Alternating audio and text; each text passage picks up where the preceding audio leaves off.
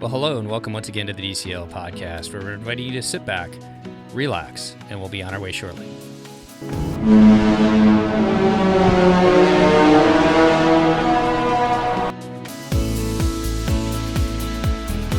Well, welcome back to the DCL podcast, your podcast to help you and your family cruise a little bit smarter when the ship starts sailing. And I'd like to welcome back to our show our co-host all the way from Detroit, Michigan. We haven't heard her from a while. She is very, very busy. Christy from Packy Pixies. That's how you doing today, Christy?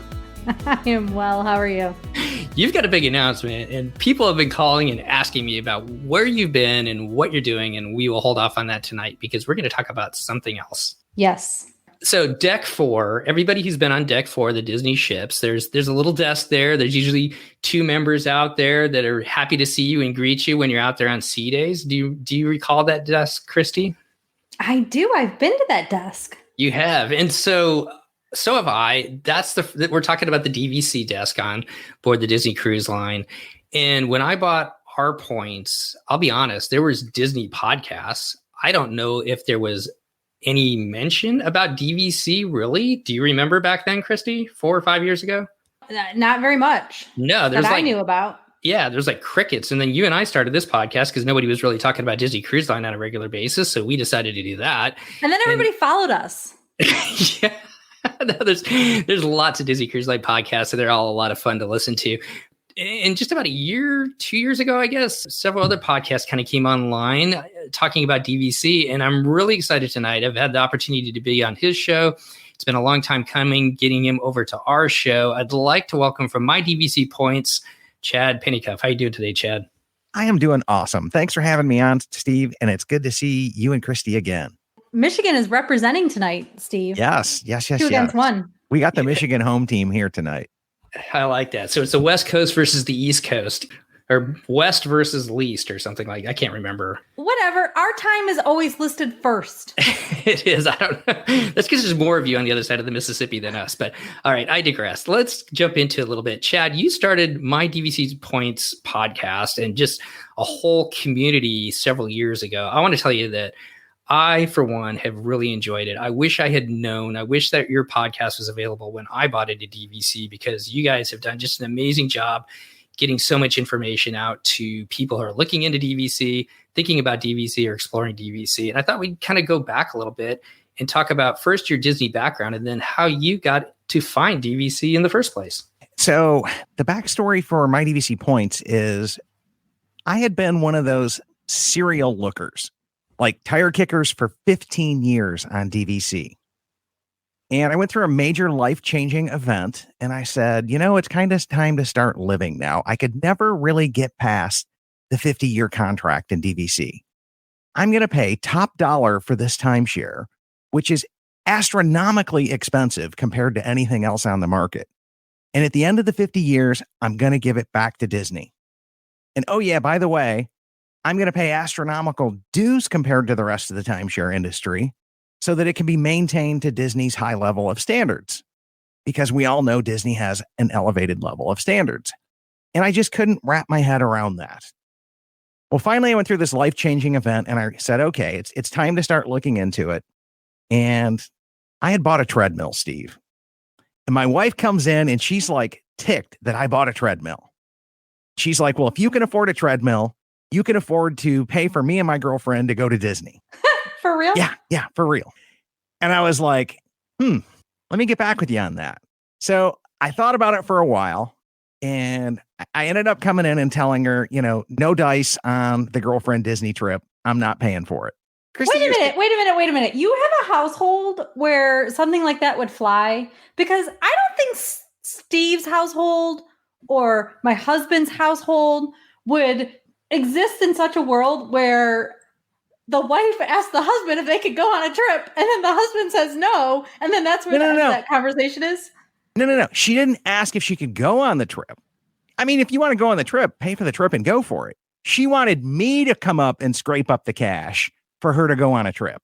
That was the big ask, right? Because, if you want to go to Disney, right?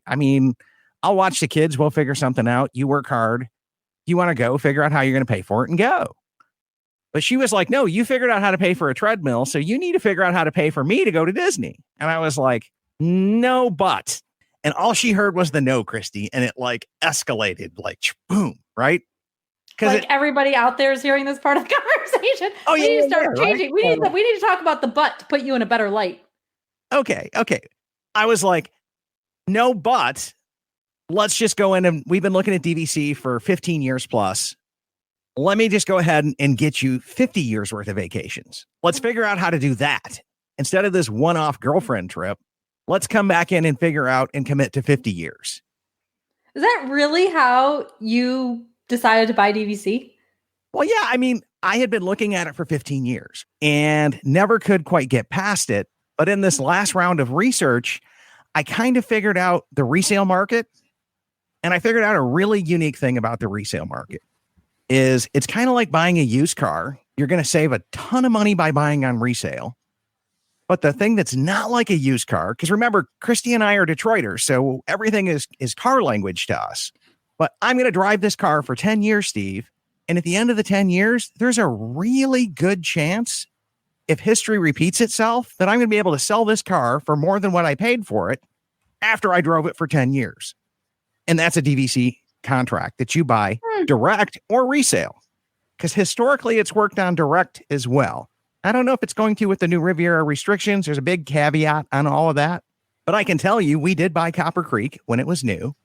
And with incentives and everything else, I paid about $150, $650 a point. And today on resale, it's going for about $156 a point, $155, $154, depending on the month. So, Steve, we didn't buy ours early enough. No. Well, that's what the incentives, right? It was listed at like 171 at the time. Okay. But by the time you did the incentives and, they let you pay with a credit card and get the cash back off of the credit card. And I factored all that into it and got it down to like 150, 650. Because remember, Christy, I have like a financial coaching, financial planner mindset that I did for almost a decade before I got into the DVC part of it. I really just got tired of dealing with finances and people and trying to help them clean up their finances. But all of that same servant heart that I had in there comes out in the My DVC Points podcast, because I really come into this and I look at it and I go, hey, look, families have limited dollars. They have limited vacation time and they have limited points. How do I help them get the most out of it? And how do I help them come back in and get something out of life that their children will be talking about on their deathbeds? So you kind of turn the page on DVC. You see the value in it by looking, even though you have to give it back in 50 years if you buy it new, you see the value in it in the fact that it maintains its price, and you can, if you decide to sell it back through the resale market after doing knowledge, which I had no knowledge of a resale market when we bought ours, we just bought ours direct. You kind of see the value in it. And from there, you decide to start the DVC Points podcast. Could you talk a little bit about why you started the DVC Points podcast? Yeah, well, let me finish up that financial thought. Okay. Okay. Yeah. Because I got past the 50-year part and just telling myself, you know what? I'm not going to hold this thing to the 50 years. I'm going to dump this thing when it's like 20 years left or 30 years left, or after I'm done with it in a few years. So it's like, I'm going to buy it. I'm going to use it while it makes sense for me. And then I'm going to buy contracts that are old enough and strong enough that when I'm done with it, I'll be able to sell it and get my initial money back out of it. And at that point in time, I'll have been able to go to Disney for just the cost of the dues, plus what's called opportunity cost, which means what could I have gotten out of that money if I put it elsewhere? I looked at it like, okay, I've solved the 50-year give it back problem because I'm going to sell this contract and I'm not going to be the one holding it at the end of the 50 years. Okay, that's kind of my strategy and deal, right? So that was the financial part. But the thing of it is I had to do a ton of research to do that. And in this research, Laura and I started talking about it. And she goes, you know what? My mom has a lady who she's taught with for 20 years that has been a DVC member, and she thinks it's phenomenal. And we should call her and get her story. And so we sat down with a lady named Sue, and Sue literally mentored us and walked us through this whole entire process. At the time, Bay Lake Tower was about 7 years old, which in DVC at about the 7-year mark, lo and behold, the average owner owns a contract for 7 to 8 years. And then they're selling it. Like divorces, marriages, and DVC contracts. There really is a 7-year itch. Mm-hmm. There really, truly is, statistically speaking. And so Bay Lake Tower was at the 7-year itch by about the time we were buying in. And so the market was flooded with Bay Lake contracts. We bought ours for 105 a point. This was in 2017. And today they're selling for about 145 a point because that itch is kind of gone and the market starts to recover from everybody trying to get out.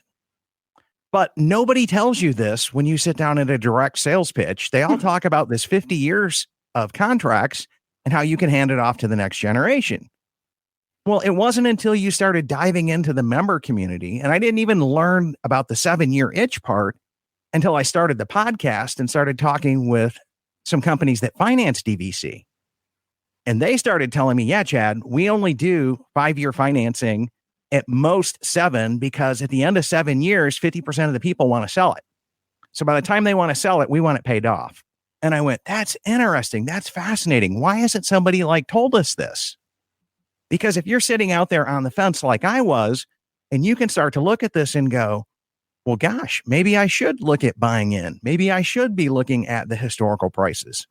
And it's even top of mind for me right now because I'm going back in and tracking out the historical prices of DVC for direct and resale to come back in and chart this out and, at least to other financial nerds, make this case. Because what I hope is there's somebody listening to our shows that their husband's sitting there going, I don't know about this. And they can come back in and look at the evidence and go, okay, maybe this makes sense for our family, and jump in and ride a 7-year wave, a 10-year, 20-year.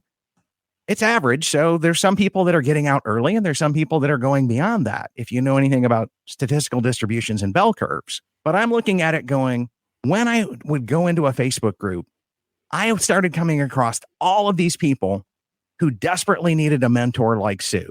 We had the benefit of having somebody who was honest, educated, knew the product inside and out, that sit down and teach us this stuff. And I looked at this and I went, man, these Facebook groups are just hungry for people looking for good, solid Amazon review, peer-to-peer type level content. And I just asked myself the question, okay, as I'm getting ready to pivot out of the financial planning deal and go to what's next, here's my skill sets, here's what I'm good at. How can I come back in and build off of my personality and what I'm good at? And that's presenting information, serving people with a servant's heart and explaining things, kind of like a heart of a teacher kind of a guy. How can I look at that and pivot and do something that I can go help other people? And that's when the My DVC Points podcast was kind of created. And then shortly after the podcast, I was like, well, I probably need a Facebook group to kind of interact with fans in between episodes and listeners and build a community. Because what I found was in the DVC community, and this goes to a lot of Disney, and maybe the frequent flyers over at the Castaway Club and DCL are the same way, but I found your really tried and true, authentic Disney people, they kind of take things to the multiple trips a year point, like we do, are A+ quality people. And I looked at it and I was like, well, these are kind of the people that I want to be friends with, because A, I have a lot in common with them, and B, they're really good quality people. So how do I start to put all of this together? And that's when I started to say, okay, the rest of the world needs a Sue. How do I bring them a Sue in a podcast fashion so that I can come in and bring this to them on their commutes, on their treadmill time, on their workout, or if they're just researching DVC in general, how can I do this? Because of this approach of we're just going to be members helping members, it kind of took off. Hey, because DVC does their marketing and they're great at that. But there's a whole bunch of other people that go, I've been sold so much stuff before. How do I get the real scoop? And that's kind of what we specialize in, is just peer-to-peer. This is what works. This is what doesn't. This is what I like. This is what you like. And when we start focusing in on this and we start going, well, Christy and I are both owners at Wilderness Lodge because we love it. I guess all three of us are, now that I think about it. But we love it for these reasons. Other people don't. Other people love Grand Floridian. They love Beach Club. Well, how do I get to your whys? Because if I can get a listener to tell me their whys, I find it interesting, and a lot of the listeners do too. I hear back from a lot of the listeners that they argue to the windshield with the person. And I'm like, well, that's cool too. But we keep a very positive, respectful show. I just want to know what you love and why. Because if you can tell me your whys, I can filter that through my own values And I can have this interesting mental conversation with you as to what you like and what I like. And should I take my precious vacation time, my points, and spend them on an Animal Kingdom stay if you're coming back in telling me here's all the things that you love about it? Maybe I'll try that next. What I think is really cool about your podcast, Chad, is you kind of started the same way a lot of podcasts do. It's definitely the way our podcast started. And it was kind of, I look at it as our podcast as a podcast for the people.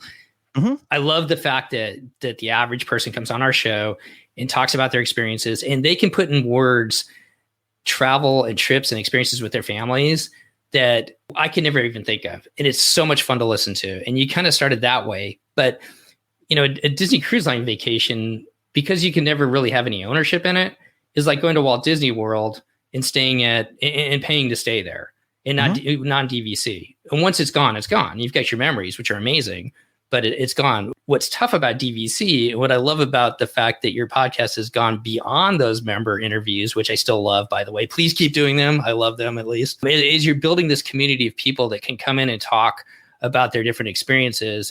And there's a huge financial cost to, and there's a lot of angles to buying into it, where you stay, where you buy into, whether you buy direct or indirect. And you've built this just huge community where people can go and find those answers. I don't know if I really said that right, or if I said that well, but I think there's a much bigger financial component into buying DVC, and there's so many more decisions to be made rather than do I go to the Caribbean or Europe when it comes to DVC. And that wasn't there before. As you've built this, I think you've done a huge service to anybody who wants or is thinking about DVC. Yeah, that's just it. DVC's got a lot of moving parts to it. And my friend Terry Weaver, who hosts another Disney podcast, WDW Today, and he even does a DVC one called Top of the World as well. Terry explains DVC like this. It's about one or two complexities beyond the instant grasp of most people. Most people really, to understand it, they really have to put some effort into it to learn it. I don't know about you, but if I'm spending 20 grand on something, I'm going to put the effort into it to learn it. Definitely. And so I think that's a huge value that you and your podcast are providing people out there to learn that. And it's complicated. It's not easy. There's not one easy answer for it.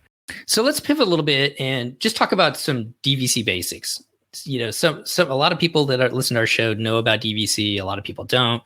If you don't, I highly encourage you to go over to mydvcpoints.com and, just start your journey there with Chad and his podcast and all the information there. There's other podcasts out there that are just as amazing. So let's just start with the first question. Why does everybody hate Saratoga Springs? What's funny about that, though, Steve, is friend of the show, Kim Slusher, who got us into podcasting, frankly.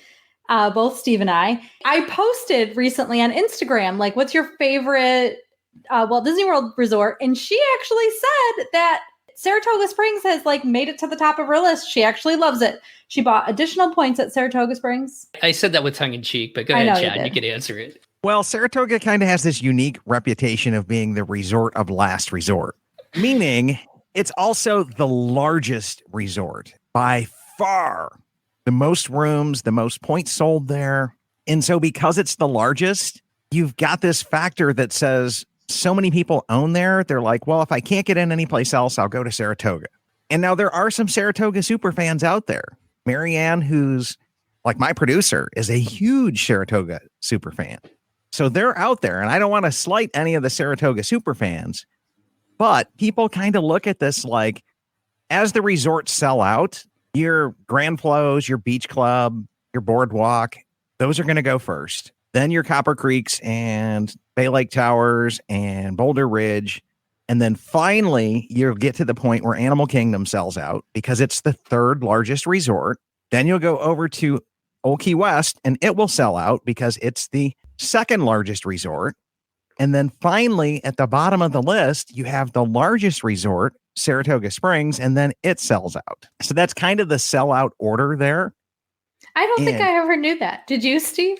Just from following it, I've stayed there twice in Marathon Weekend, and so I follow that Marathon Weekend pretty well as far as trying to find something. And I know it's a really busy time, so I guess I've kind of known it from not next year perspective. Yeah, not next year. That's a whole other story. But did you know the sellout order? I guess that was just I didn't know that in the past. Yeah. Anyway, Yeah, go on. I did because remember, I did a ton of research on this as well. Again, it's my background. It's what I do. It's what fascinates me. I like to do this, gather this somewhat useful knowledge and pass it on to other people. But when I really sat down and looked at it, I was like, this is what happens here. And then I talked with, I think, Nick Cotton from DVC Resale Market, and he explained to me why it happens in that way. And it has to do more with the size of the resort and it does to pure popularity. But now let me tell you something, Steve. While there's this myth out there that all these people hate Saratoga Springs, I own Saratoga Springs. I love my Saratoga Springs points because they're super economical. And I high five myself every time I can sneak into a Grand Flow or an Alani or a beach club or a boardwalk on my cheap Saratoga Springs or over to Vero. I had Vero booked before it got canceled last summer.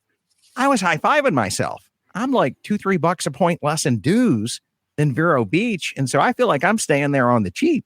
No, I totally understand that. I stay at the Hampton Inn all the time, and I take my cheap Hampton Inn points, and then I parlay it into a nice stay over in the Hawaiian Islands at one of their fancy resorts. So I totally get that. Yeah, I think everybody should have some 7-month network Saratoga Springs points.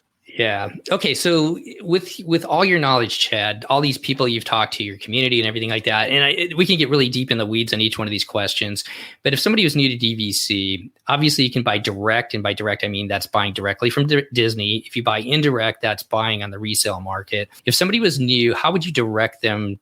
Where would you direct them first to go? Would you have them go visit one of the guides when they get down to Walt Disney World, or would you go have them look at the indirect sites? I'm starting to change my answer here, Steve. And I used to tell people to just go binge our content.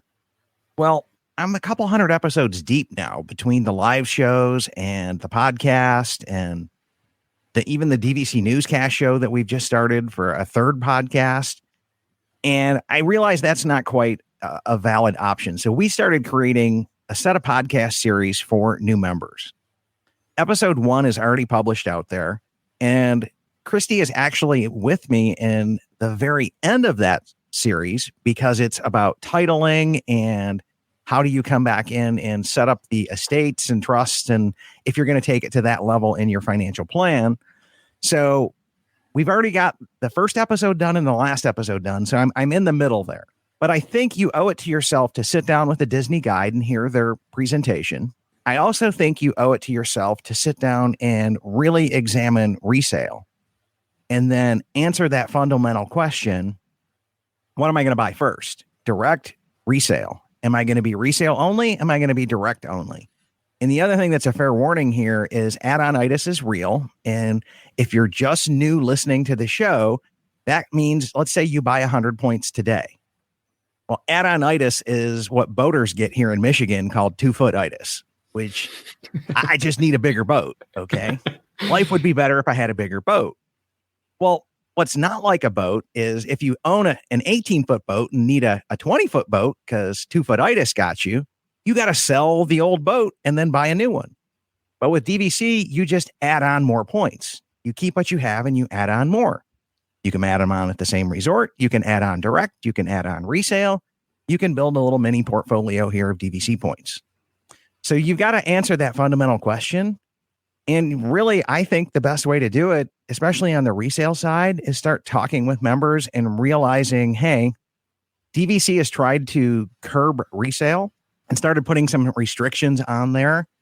And you'll get a little bit more benefits on the direct side, but you still got to weigh that out as to what's it worth to your family. And in all fairness, I own both. I love my direct points. I love the benefits that come with them. Right now, I would still buy the minimum points direct from Disney, and then I'd go to resale for the remaining points that I needed to buy. That would be my strategy. But I know people that are resale only, and I know people that are direct only, and I don't have a dog in the fight. So I sat down with my guide, and he's telling me all about this new fancy place, the Riviera. And then he also talks about Alani, which has been on sale forever. Love it still. And Copper Creek, which, oh my gosh, those points are way more expensive than Riviera and Alani. But the one thing I didn't know was that you can actually buy direct, if they have them available, at pretty much any of the resorts that Walt Disney has in the DVC portfolio. Kind of talk about this next one, Chad, because I didn't understand it when I bought. And the only thing they were selling at the time was Alani. Alani was actually what we wanted. But I think that some people probably end up buying into maybe a resort that they don't think that they really want, but it's what they're selling at the time. Talk about what you've learned over the years about home resort and maybe some strategies on how to pick that home resort. Yeah, there's a couple of different schools of thought out there. There's a buy where you love, okay, and it's an emotional buy, and you don't really care about the financial aspects, and don't undermine that. I'm a financial nerd, but I'm going to tell you, don't devalue that, because again, it's about how people value things. Like Sandy, my other producer, owns Vero Beach, and Vero Beach has the most expensive dues out there. She doesn't care. She loves going to Vero Beach. She wants the 11-month window to go to Vero Beach every summer. Cool. Okay. Knock yourself out, Sandy. I'll try to sneak in there at the 7-month mark and we'll meet up there. And we've tried last summer. We're going to try again this summer. So there's people that do that. There's people that say, hey, I just have to have the opulence of the Grand Floridian. Okay, cool. Either buy it direct or buy it resale. You should buy where you want to be. And it really does depend on your values. Are you a buy where you want to stay? A buy where you wouldn't mind staying? And that school of thought comes in that at the 11-month mark, you're going to make a booking. It might not be your ideal place, but you wouldn't mind staying there. And then at 7 months, you can see what you can switch to. And then there's the other school of thought that says, I'm happy any place I go. And I just want the cheapest points out there so that I'll take whatever I can get at the 7-month mark, but I'm at Disney and I don't care. And I've been to every single resort in Disney World, been to Grand Cal. Within the next 2 years, I should be knocking out, bar COVID restrictions going away, Alani, Hilton Head, and Vero. And I can honestly say, Steve, I'm going to have a great time at Disney no matter what, because this is a phenomenal product. So one time I'll make my wife happy and go to her favorite one at Animal Kingdom. The next time she'll make me and the kids happy and we'll go to Beach Club if we can get in there at the 7-month mark, or we'll go someplace else. But we'll figure it out based on what is available at the time and wherever the adventure takes us. And the good news for our family is my wife's a teacher, so we can only travel in the higher point times. And we bought enough points to get into 2 bedrooms because we have 3 kids and we don't fit into a lot of studios. And then once we get into a 1-bedroom, they don't want to go back to a studio. But I also had the foresight to know grandma, grandpa's going to want to come with us. Cousins are going to want to come with us. Friends are going to want to come with us. Their kids, they're going to grow. They're not going to want to be crammed up on a pull-out bed in the 1-bedroom. Let's just right off the get-go buy enough points for 2 bedrooms because the points typically go up in cost. So that's what we did at the time. And that was a really solid move. Let's talk about that for a minute. So you mentioned buying number of points. How would you advise somebody how many points to buy, or how should people figure out how many points to buy? Well, you really got to sit down and figure out the resorts that you think you're going to want to go to the most. Look at the point charts there and go, hey, look, for my family, we really wanted to go to Beach Club, Wilderness Lodge, Bay Lake Tower. 7 nights in the summer there in a 2-bedroom is around 350 points. And so we looked at this and said, okay, 350 is about right for a week there. If we want to go a couple extra days, we're going to need a few more points. We could move down the food chain over to Saratoga Springs Standard View or Old Key West or Animal Kingdom Standard View and pick up that same stay for about 300 points. Or we could go up to 450 if we go to the Grand Floridian or Alani. That's how we kind of eyeballed it. And then the other thing I'll tell you, Christy, is the best advice that I've heard from this was from a cast member named Dave at the Grand Californian. And Dave is a opening day 1 Old Key West owner. Been a DVC member for 20 something years. He goes, Chad, I've been giving this advice out for 20 something years and I've never gone wrong with it. I'm like, okay, you got my attention, Dave.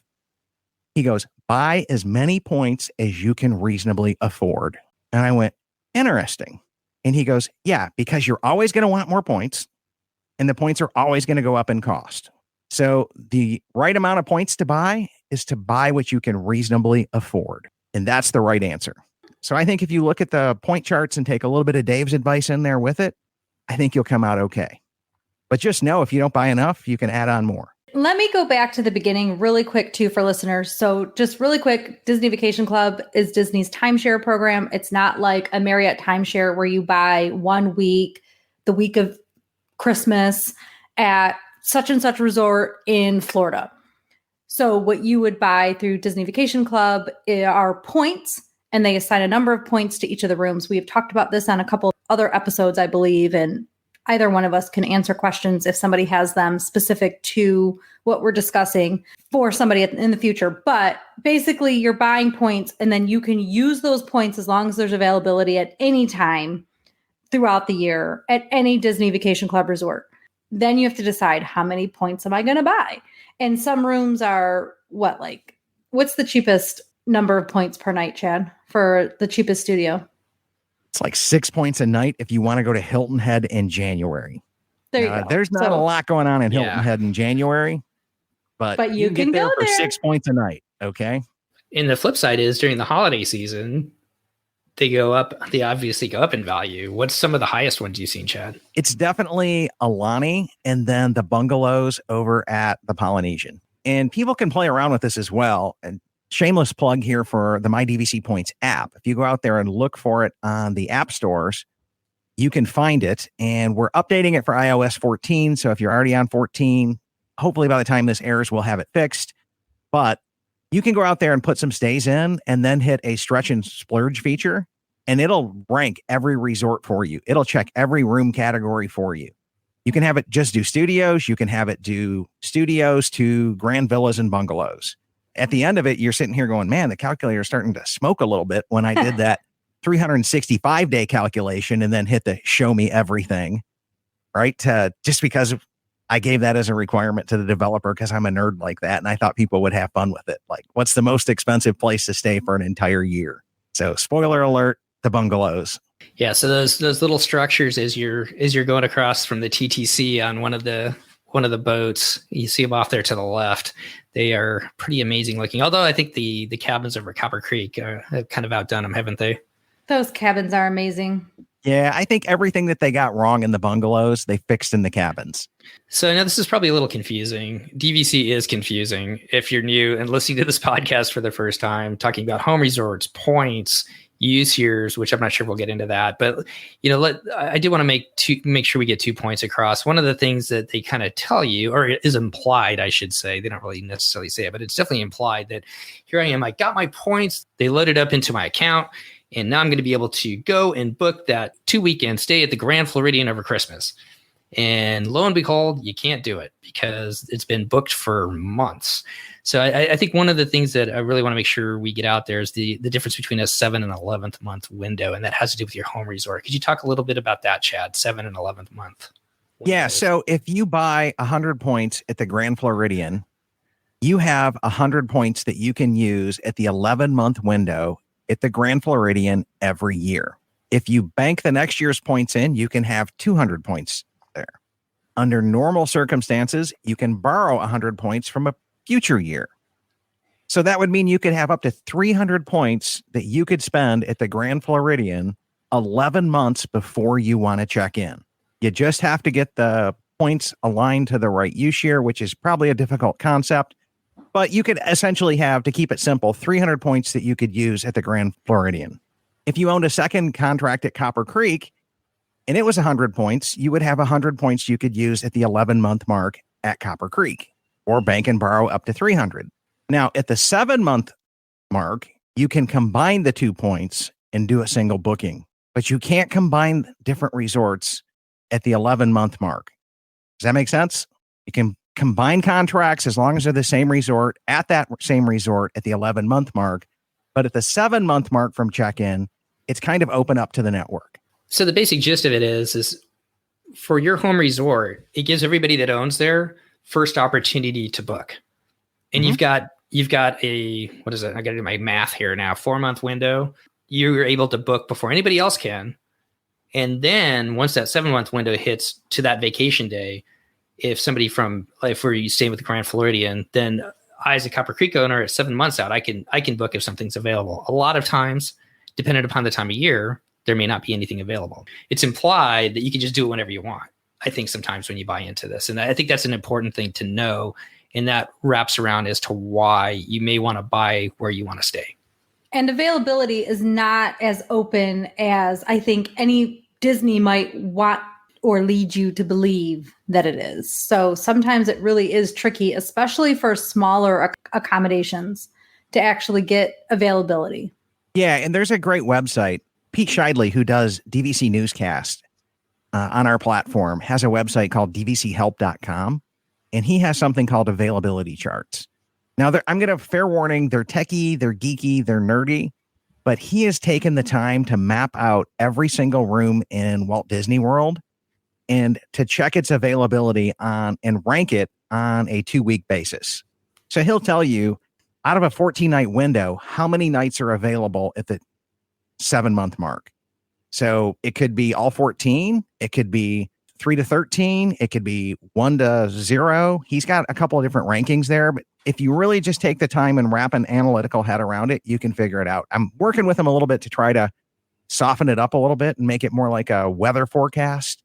But right now, it's really good data if you want to take the time to come back in and do it. And everybody that I've shown that has that little bit of a brain fog, and then they get his method, and then they're like, this is the best thing ever. So kind of like a smiley face or somebody with a frown. It's like, oh, man. Yeah, it's like I'm just being honest. It's a little confusing at first. I found it a little sticky, and then once I got it, it clicks. And I've walked a lot of people through it, and they've had the same kind of similar experience. So it's a great site, dvchelp.com.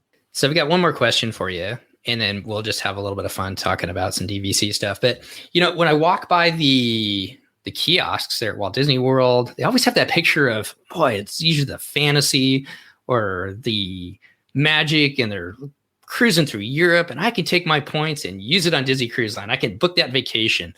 But once you get into kind of the member community, talk a little bit why that might not be in your best interest to use your points, or think about buying into DVC thinking that you're going to use them year in and year out on Disney Cruise Line. It's kind of like trading a car in at a car dealership. Your points have to get converted by Disney over to something called reservation points. So they'll take your vacation points in, convert them to reservation points. And then what they end up doing is they end up finding cash room buyers for your points. So they'll book rooms, DVC cash rooms, and sell to the general public, get that cash, and then turn around and buy you a passenger fare on the Disney Cruise Line. So that's the mechanics behind the scene as to how it works. The issue is what they pay you comes into around $7.80, $8 a point. And when you look at what you pay in dues, the average dues is like $7.70. So it's like you barely get your dues money back in this exchange through Disney. So for example, let's say Disney wants 200 points per person to do this cruise. You could turn around and go to a rental company, and in all fair disclosure, like dvcrentalstore.com sponsors my show, but if you were to come into them, they would pay you up to $16.50 a point. So if you were to make a reservation for another person and then they sell out that reservation. So would you rather get paid $16.50 a point or half that? Because the rental store can say, look, you need to give me 100 points per person to cover the cost of this cruise. Whereas DVC Direct would come back in and say, you need to be 200. And the good news is you could take that cash and then contact your local travel agent like Christy or somebody else and go do my technique of buy discounted gift cards and then buy your cruise with that. And you could use your travel agent of choice. You could use the rental company. You could use anybody you want to, because now you have cash and you've only had to give up 100 points as opposed to 200 points a person. That's why the members are looking at this going, yeah, you can do it, but it's not that great a deal.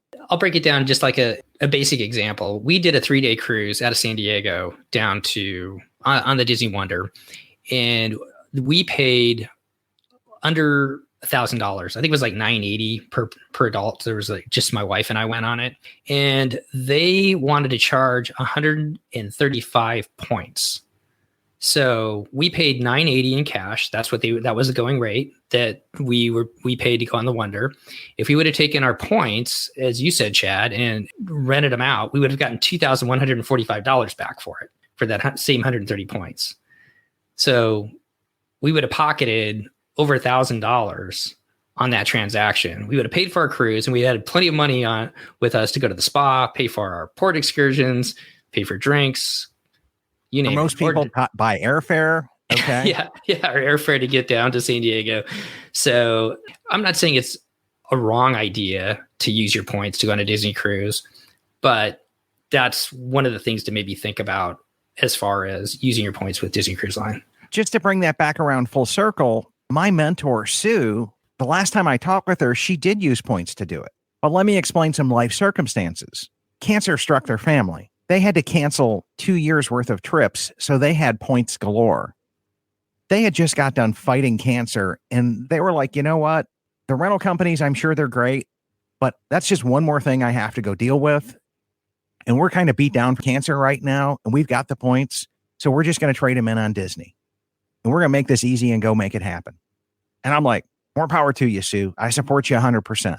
You need to do what you think is right for your family. And it sounds like you made an informed, educated decision here. So I back you and support you 100%.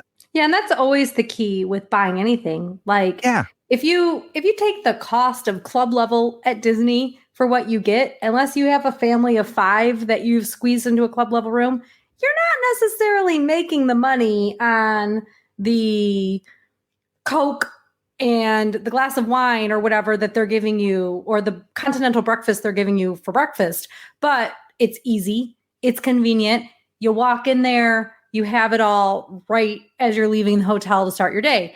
The same thing with buying a cruise with your DVC points. You make a phone call and it's done. And you don't have to go through several transactions and claim it on your taxes or do this or do that.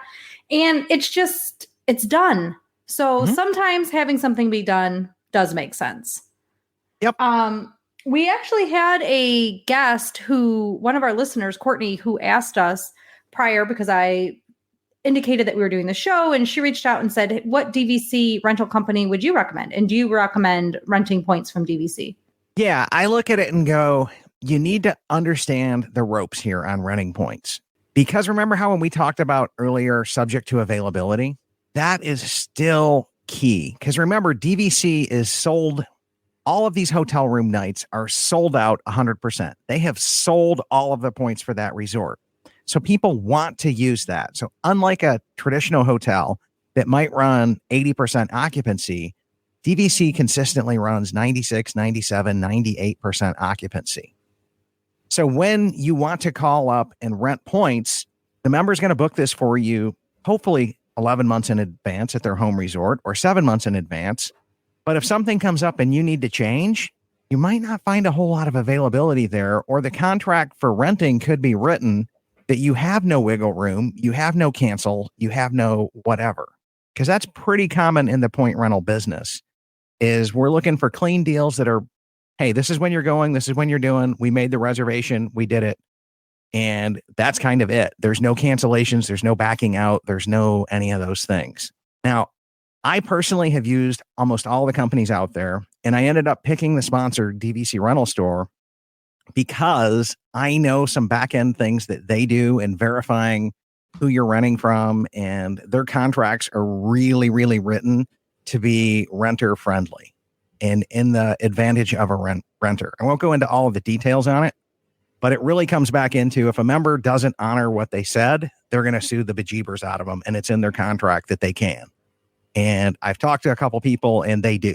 So the other thing that they do is they offer an insurance policy as well, where you pay a few more dollars per point, but you get a cancel for any reason, kind of a returning refund. So the quicker you cancel, the more of it you get back. And that's a pretty unique thing in the industry. But I would tell you, if you're brand new to this, stick to a rental company that specializes in DVC. Again, DVCrentalstore.com is the company that I've been using most recently, and they're also the one who sponsors my show, in full disclosure. But you really want to stick with somebody until you really learn the ropes. After you learn the ropes, if you want to go the member-to-member route, or your aunt owns DVC and she's not going to use her points and you want to pick them up from her, a lot of people just give it to their family. Some of them say, hey, cover the cost of my dues. Some of them say, hey, look, meet me at what I would get from a rental store. There's all kinds of different options out there on the member-to-member deal. you really have to have a personal level of trust with whoever you're renting if you're not going to use some kind of a broker deal. I think that's really solid advice. And you go back on the Disney Cruise Line. I didn't mean to disparage anybody using their points to go on Disney Cruise Line. I just know it's a huge part of their marketing. Well, no, and there's an angle to it. For sure, but we should educate people on what it really costs using your points for a cruise, and then analyze whether, like we discussed, that makes sense for people or not. Definitely. As we kind of finish up here, Chad, I really want to thank you for coming on, but I get a couple of questions here before we finish up. What's one advice that you would give individuals who are, or one or two things that we haven't talked about tonight, bits of advice that you would give individuals who are looking into DVC for the first time? My number one tip is really understand the resale market. Don't just know that it's out there, but understand it. Because here's the reason why. There's a reason why 50% of the people are selling within 7 years. It could be life changes. It could be somebody lost a job. It could be medical deals, death, divorce, disability. It could be we've lost that love and feeling and the pixie just isn't doing it for us anymore.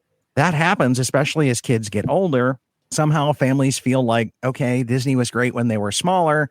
We now want to go to Universal. We now want to go to other things. So just know what your exit strategy is going into it. And I'm an exit strategy buyer, which is one reason why I don't buy Riviera, because it's got the resale restrictions. Whoever buys that can't use their points at the 7-month mark to go anyplace else in the network. They're stuck at Riviera. I love that 7-month availability. I love every single one of these resorts. I love staying at them. I love comparing them and contrasting them. So that's me. But I think if you really understand the resale market and then you make the decision as to where you're going to go direct or resale, you at least know what your exit strategy is and what your options are in the event life happens and you need to get out. You know, Chad, before we finish up, the one thing I do want to ask you is you have yet to go on a Disney cruise. I know that's high on your bucket list as well. Where would you like to go on a Disney cruise? If you looked at their different itineraries, what is the Pennycuff family looking forward to sailing to? Castaway. Okay. It's just like, we would just be happy to just make it to Castaway once. Okay. The happiest island on earth. Yeah. So it started off with, we're going to put our toes in the water with a 3-night one. And then when that had to get canceled due to a dance competition, 2020, we scheduled a 4-night one because we'd heard a little bit more feedback on the 3 nights. You really need to go to the 4th one. So we did the 4, and then COVID kind of knocked that one out. And now we're looking at it going, my oldest is turning 15 in February. So we're going, the clock is ticking for full family vacations. So I think we're just going to have to bite the bullet and go in for a 7-night one in the Caribbean. That's good. Our first cruise is a 7-night one. And in all honesty, I know people want to dip their toes into it with that 3 or 4 night, but I'm telling you, you won't go wrong with that 7-night, especially with that stop at Castaway Cay. No. Yeah. It's kind of like the people who want to just dip their toes in with a 100-point contract.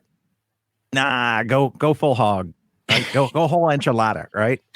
Get that Granville at the Grand Floridian, right? There you go, right?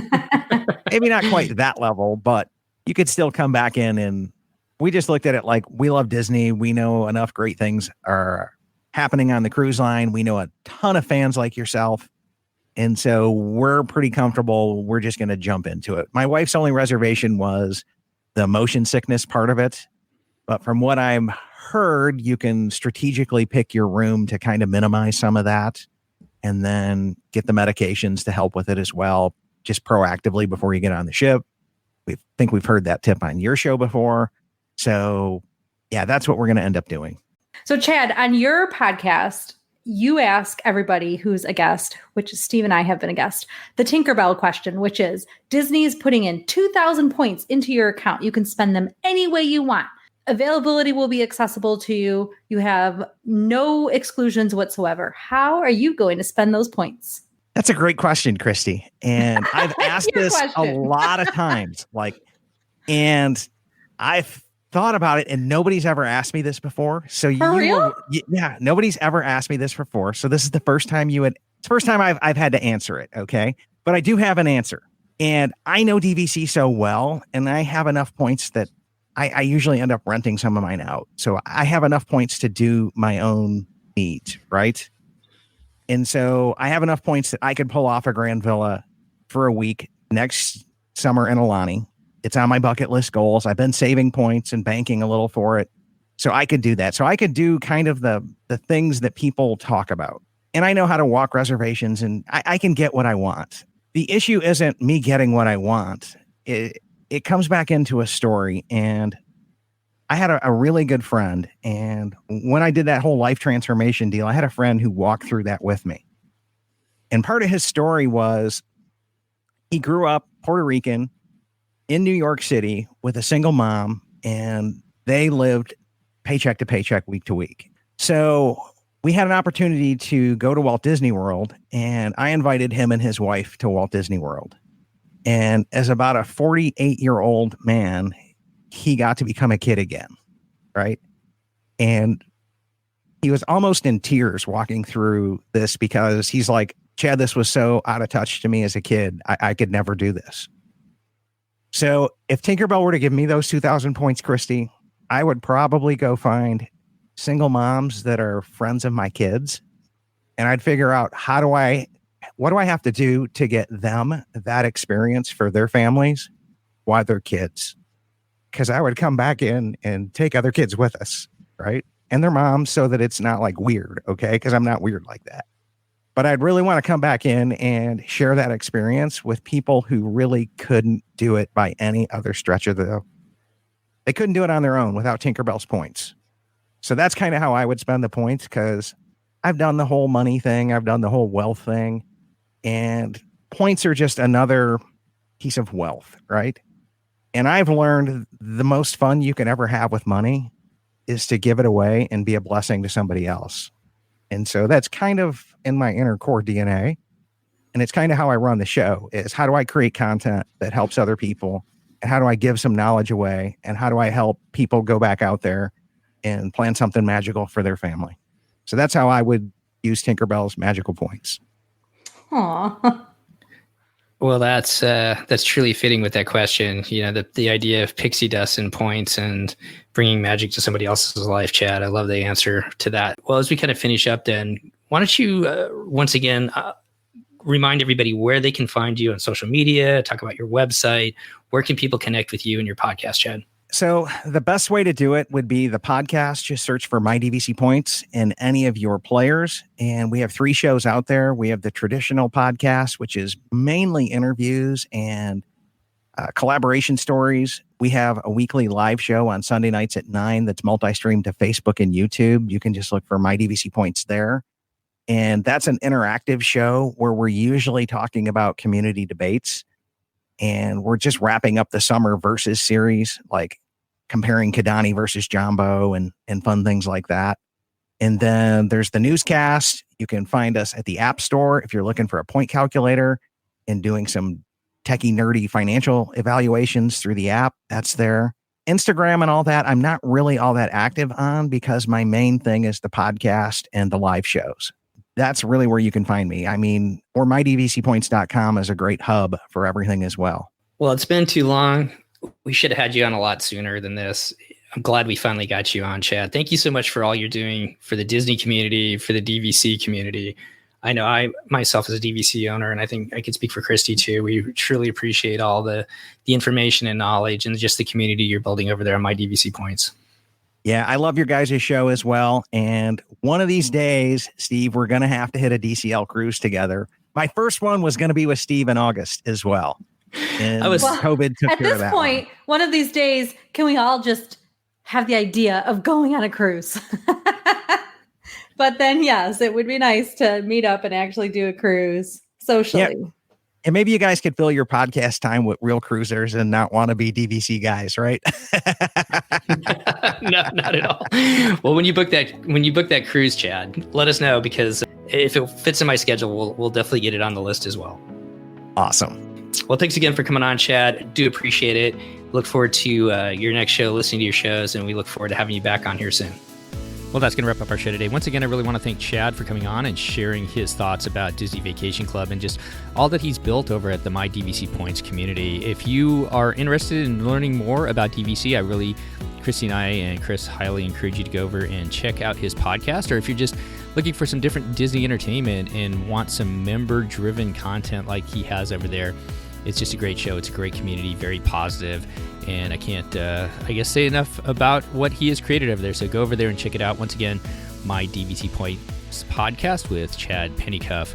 Well, I hope you've enjoyed this different content that we've been bringing while the ships are at a pause. We're coming up on October 31st, and we'll find out what happens November 1st, whether the no sale order continues. But we continue to reach out to different people in the Disney community to bring you a show each and every week. We're going to turn our focus back on Disney Cruise Line next week, and then we've got a really cool show about Key West and just the Keys in general that we did with good friend of the show, Carol. Her and her family have spent a lot of time down there in the Keys. It's a place that I know our family's always wanted to go to, and I think you're going to really enjoy that show as well.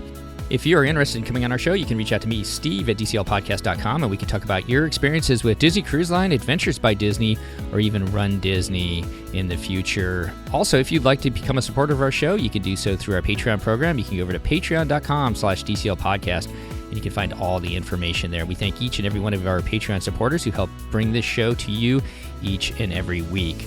Well, as we reach this Saturday, it is October 31st, and that means Halloween. The Ghosts and the Ghoulies are coming out. That's Christy's favorite night of the year. I'm just kidding. Christmas is hers, and probably any other day besides Halloween. Well, on behalf of myself, Steve, Christy, and Chris, all of us here at the DCL Podcast, we wish you just to be safe out there this Halloween weekend. Have fun with your family, however you determine to celebrate it. And we look forward to seeing you next time on the DCL Podcast. The DCL Podcast is not affiliated with the Disney Cruise Line, Walt Disney Company, Adventures by Disney, or Run Disney. All of the opinions expressed on our shows are those of the hosts and the guests who appear on the show. If you have any questions about any of these products, please contact the Walt Disney Company.